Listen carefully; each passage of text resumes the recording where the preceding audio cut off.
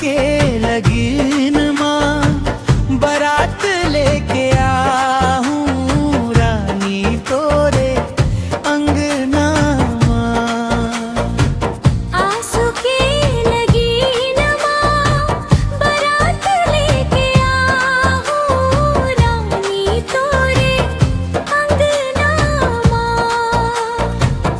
बाजा बाजही ढोल नगाड़ा गूंजही नाचही सारा गवना। नाच ही सारा गवना।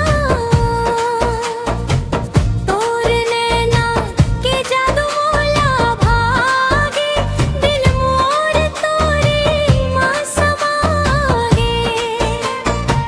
सोन चिड़ैया कस हंसी तोर देख देख मन लुभागे।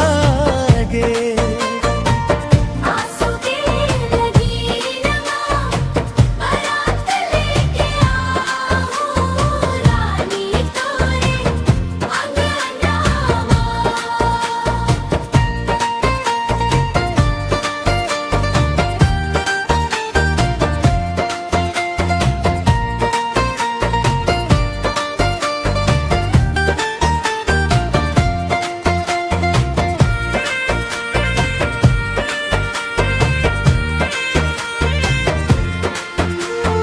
फूल के सहरा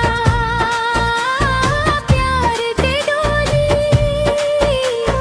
ले जाओ मो तोला सपना माँ। महुआ महकय चंदा मुस्काय गोरी तोर रूप चमकाया। संगी जवारा गावत आही माया के गीत सुनाया। सातों जन्म के करबो वादा नहीं छोड़ब तोर संग। सुख दुख मर